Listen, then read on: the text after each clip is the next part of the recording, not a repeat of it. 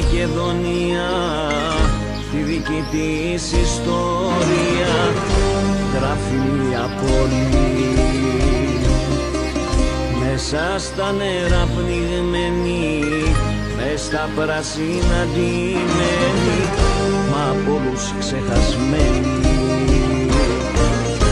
Όταν πέφτει όμως η νύχτα όλα αλλάζουν μαγικά και η ξεχασμένη πόλη γίνεται βασίλισσα.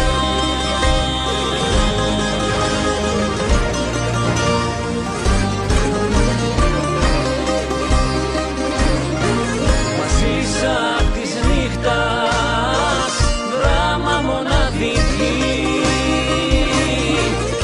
έχεις την πιο ωραία νυχτερινή ζωή. Βασίλισσα της νύχτας, δράμα μοναδική, έχεις την πιο ωραία νυχτερινή ζωή.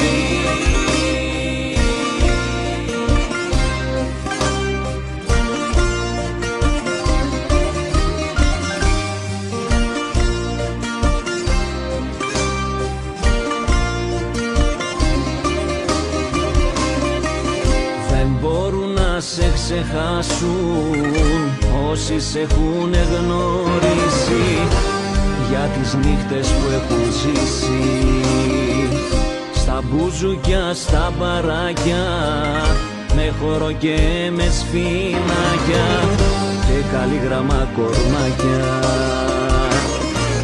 Γι' αυτό σε έχω στην καρδιά μου, δεν σ' αλλάζω με καμιά.